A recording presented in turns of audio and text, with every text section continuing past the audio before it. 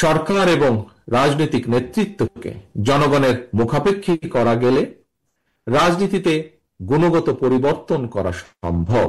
একই সঙ্গে জনগণের রাজনৈতিক ক্ষমতায় নিশ্চিত করাও সম্ভব হবে। দেশের সর্বস্তরের জনগণ কয়েকজন মানুষের হাতে রাষ্ট্রীয় ক্ষমতা তুলে দেওয়ার জন্য ১.৫ দশক ধরে নিশ্চয়ই আন্দোলন অব্যাহত রাখেনি, কিংবা জুলাইয়ের গণঅভ্যুত্থানেও শহীদ হননি। জনগণ রাষ্ট্র এবং সরকারে নিজেদের অধিকার প্রতিষ্ঠা করার জন্যই স্বৈরাচার বা ফ্যাসিবাদকে হটিয়েছে, জীবন উৎসর্গ করেছে। সুতরাং সরকারে যখন যারাই থাকুক, কেউ সরকার পরিচালনা করতে চাইলে তাদেরকে অবশ্যই নাগরিকদের কথা শুনতে হবে। প্রতিটি নাগরিকের আশা ভাষা বুঝতে হবে। কেউ জনপ্রতিনিধি নির্বাচিত হতে হলে তাকে অবশ্যই জনগণের সঙ্গে সম্পর্ক রাখতে হবে। বিএনপি জনগণের ক্ষমতায়নের এই রাজনীতি প্রতিষ্ঠার মাধ্যমেই শহীদদের কাঙ্ক্ষিত বাংলাদেশ গড়ে তুলতে চায়।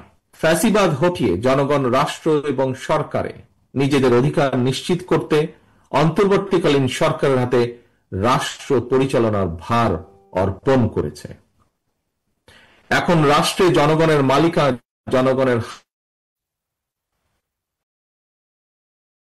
ক্ষেত্রে অন্তর্বর্তীকালীন সরকার মাঝে শোনা যায় যে সকল কথা, একটি অন্তর্বর্তীকালীন সরকারের একটি অংশ নানা অপকৌশলের আশ্রয় নিচ্ছেন।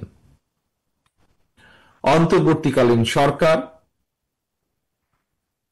শিক্ষাঙ্গন, স্থানীয় সরকার কিংবা জাতীয় সরকার, প্রতিটি ক্ষেত্রে বিএনপি জনগণের ভোটে প্রতিনিধি নির্বাচিত করার পক্ষে। কিন্তু এইসব নির্বাচন অনুষ্ঠানের ক্ষেত্রে অন্তর্বর্তীকালীন সরকার অগ্রাধিকার নির্ধারণে বিচক্ষণতার পরিচয় দিতে পারছে কিনা, এটি একটি বিরাট প্রশ্ন এই মুহূর্তে জনগণের সামনে।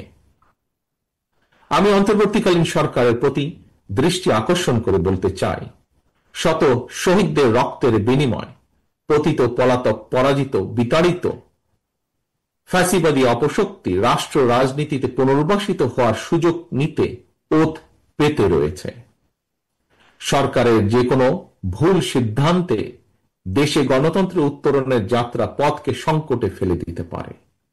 দেশে ফ্যাসিবাদ, উগ্রবাদ, চরমপন্থা মাথাচাড়া দিয়ে উঠতে পারে। কাজেই এই ব্যাপারে আমাদের সকলকে, বিশেষ করে অন্তর্বর্তীকালীন সরকারকে অত্যন্ত সতর্ক থাকতে হবে, থাকা প্রয়োজন।